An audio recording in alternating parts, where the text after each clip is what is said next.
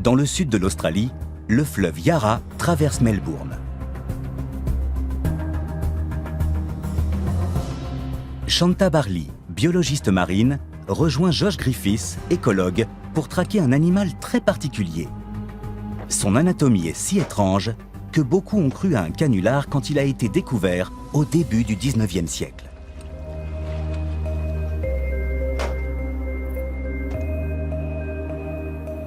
On l'a décrit comme un mélange de canard et de castor qui pondait des œufs.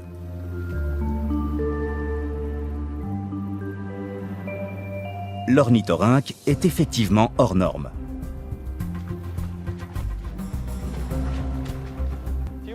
On a du mal à le croiser dans la journée.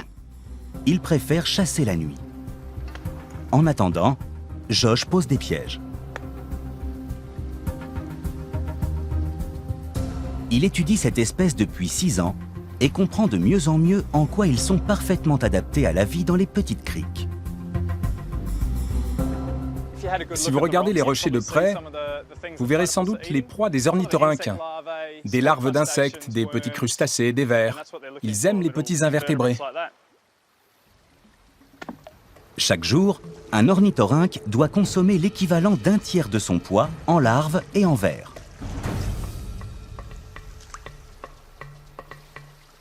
L'équipe attend la nuit tombée pour relever les pièges.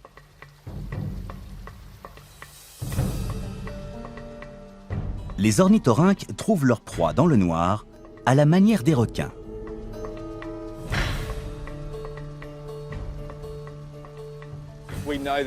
Ils peuvent détecter les impulsions électriques des animaux qui nagent dans l'eau.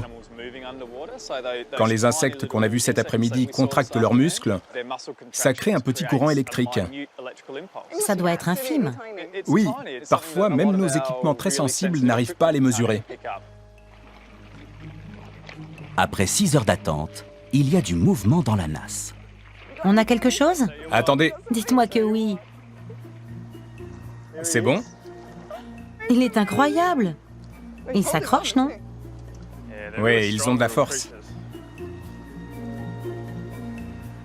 C'est un petit mâle. On en tient un. Josh transfère rapidement l'animal dans un sac en tissu pour lui éviter tout stress inutile. Sa taille, son poids et son état de santé sont notés. Toute la population locale est suivie de près. C'est l'occasion de mieux voir son bec, capable de détecter des signaux électriques pour chasser plus efficacement. Il a sorti son bec par l'ouverture. Je peux le toucher? Oui, il n'est pas comme on s'y attend. Ah oui.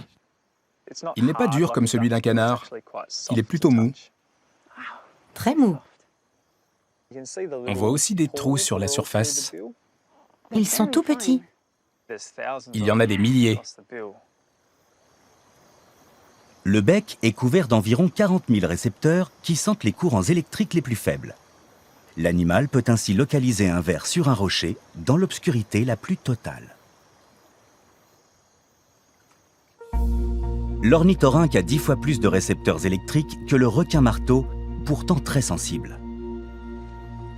Bon, Après cette visite médicale satisfaisante, Josh décide de le remettre à l'eau. Il doit continuer à faire ce qu'il sait bien faire. oui. Maintenant, Shanta veut voir l'ornithorynque en action. Pour cela, elle va en étudier un dans un environnement contrôlé.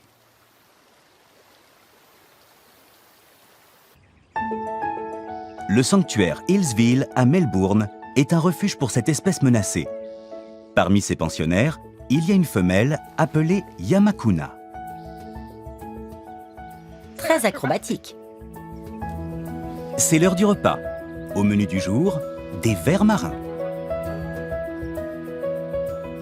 Ces glycéras ne mesurent que quelques centimètres, mais ils émettent de faibles signaux électriques comme tous les êtres vivants. Dès que Yamakuna les sent, elle fonce sur eux. Elle n'est pas guidée par ses yeux ou ses oreilles, mais uniquement par son bec. Elle bouge la tête droite à gauche, comme si elle scannait tout son environnement en 3 dimensions.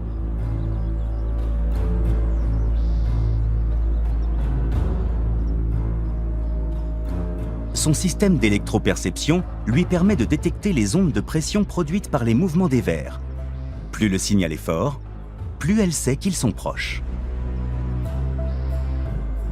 Il ne lui faut que quelques minutes pour trouver son repas. On peut comparer les ornithorynques aux requins. Comme eux, ils sentent les signaux électriques et les ondes de pression. Pourtant, un requin utilise aussi sa vue pour foncer sur sa cible. En revanche, l'ornithorynque peut chasser dans le noir complet. Cet animal dont la morphologie a étonné les premiers explorateurs a donc une technique de chasse très avancée.